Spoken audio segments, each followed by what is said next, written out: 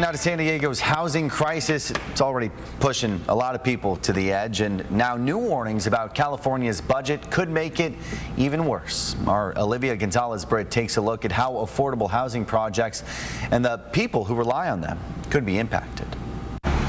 A few weeks ago, we told you about this new affordable housing development in the heart of La Mesa. It was designed for almost 150 lower-income residents who have been trying to keep up with San Diego's sky-high cost of living. But there's a big question now. How many more projects like this could actually get built? Because new warnings about California's budget could put some of them at risk. And if California runs low on money, affordable housing could be the one of the first things to feel it. The state helps fund a lot of these projects, so a budget shortfall can mean fewer builds, delays, or even cuts. And in San Diego, where housing is already out of reach for many, that could make it even harder for people to find a place that they can afford. Affordable housing is built on a spectrum, and we need it at all levels. We don't have enough. Lisa Jones with the San Diego Housing Commission says federal cuts on top of a possible state deficit could put even more pressure on programs that help build low-income housing. And some impacts are already happening.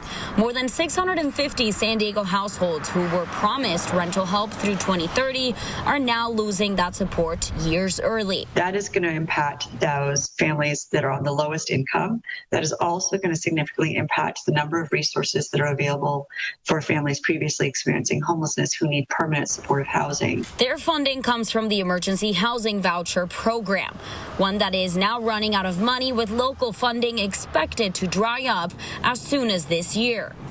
At the same time, lawmakers are trying to speed up housing production.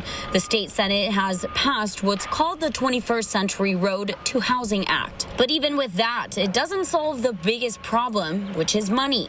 And if funding isn't there, projects still may not get built. We definitely have funding challenges right now.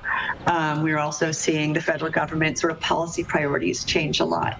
So it's a little hard to identify like where the positives are going to come from and where the negative impacts are going to be. And while new affordable housing is still coming to San Diego, the big question is, will there be enough of it for the people who need it most?